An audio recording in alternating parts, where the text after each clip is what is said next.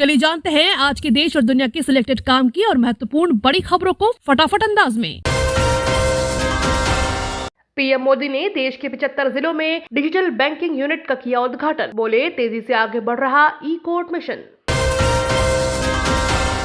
तमिलनाडु के सीएम स्टालिन ने पीएम नरेंद्र मोदी को लिखा पत्र, कहा हिंदी थोपने की कोशिश न करे सरकार। पीएम मोदी आज आयुष्मान कार्ड का करेंगे वितरण। शाम 4 बजे से शुरू होगा वर्चुअल कार्यक्रम। मोदी ने भारत को दिया धोखा।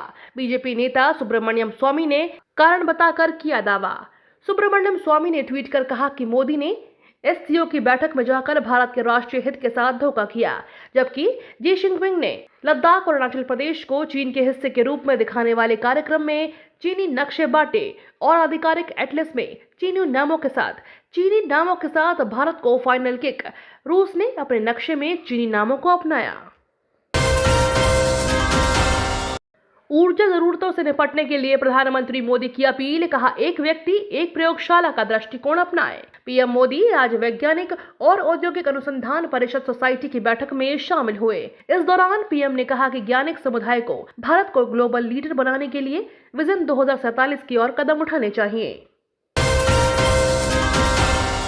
पीएम मोदी माणा से कर सकते हैं जीवंत गांव कार्यक्रम की शुरुआत। देश के अंतिम गांव में तैयारियां शुरू। इस बार के बजट में केंद्र सरकार ने मुख्य रूप से चीन सीमा क्षेत्र में स्थित गांव के लिए जीवंत कार्यक्रम की घोषणा की थी। योजना के तहत इन गांव को बुनियादी सुविधाओं से लैस करना है। कार्यक्रम के तहत इन क्षेत्रों में पलायन रोकने पर भी फोकस रहेगा।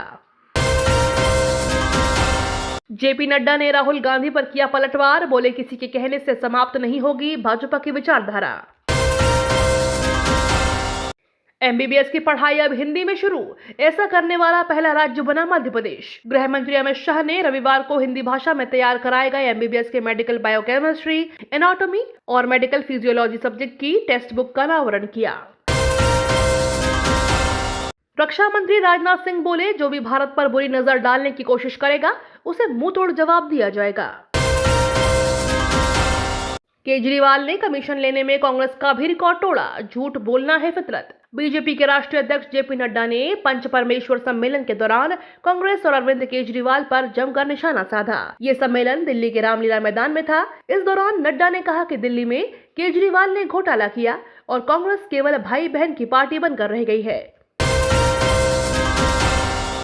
सीएम केजरीवाल का ऐलान, सभी आंदोलनकारियों पर दर्ज फर्जी केस 15 दिन में वापस लेंगे। उन्होंने कहा कि पिछले 27 सालों में पाटीदार आंदोलन, किसान आंदोलन, मालधारी आंदोलन, आदिवासी आंदोलन, कर्मचारी आंदोलन समेत गुजरात में कई आंदोलन हुए। उन्होंने आंदोलन में शामिल लोगों पर फर्जी मुकदमे किए। हमारी सरकार बनने से 15 दिन के अंदर हम सभी मुकदमे वापस लेंगे। ताइवान में सेना उतारने से पीछे नहीं हटेगा चीन। शी जिनपिंग ने सीपीसी बैठक में दोहराई चेतावनी। बेलारूसी लड़ाकू विमानों को परमाणु मिसाइल से करेंगे लैस। रूस की धमकी से थर्राया यूरोप। केंद्रीय कर्मचारियों को दिल्ली का बम्पर तोहफा, 12% हुई वेतन में बढ़ोतरी। मिलेगा 5 साल का डी एरियर। बर्थ सर्टिफिकेट के साथ ही मिलेगा आधार नंबर। केंद्र सरकार नई योजना लागू करने की तैयारी में।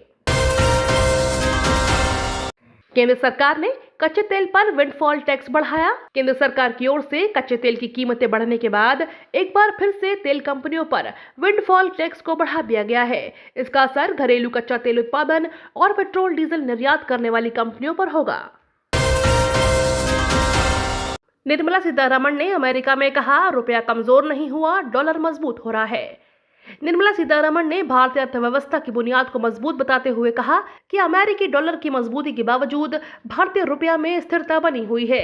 इसके साथ ही उन्होंने कहा कि दुनिया के अन्य हिस्सों की तुलना में भारत में मुद्रास्फीति कम है और मौजूदा स्तर पर उससे निपटा जा सकता है। ताइवान ने चीन पर किया पलटवार, कहा नहीं करेंगे अपने संप्रभुता से किसी प्रकार का समझौता। यूक्रेन के खिलाफ रूस ने वायग्रा को बनाया हथियार, जारी किया रेप का फरमान। रूस और यूक्रेन के बीच लंबे वक्त से जारी जंग का कोई नतीजा निकलता नहीं दिख रहा। अब रूस ने अपने सैनिकों से यूक्रेनियों का बलात्कार करने के लिए कहा है। सुपरटेक मामले में सुप्रीम कोर्ट का आदेश, घर खरीदने वाले 15 लोगों को दिए जाएं 1 करोड़ रुपए। डेली ऐसे ही खबरों से अपडेट रहने के लिए चैनल को सब्सक्राइब करके बेल आइकन को दबाना बिल्कुल ना भूलें।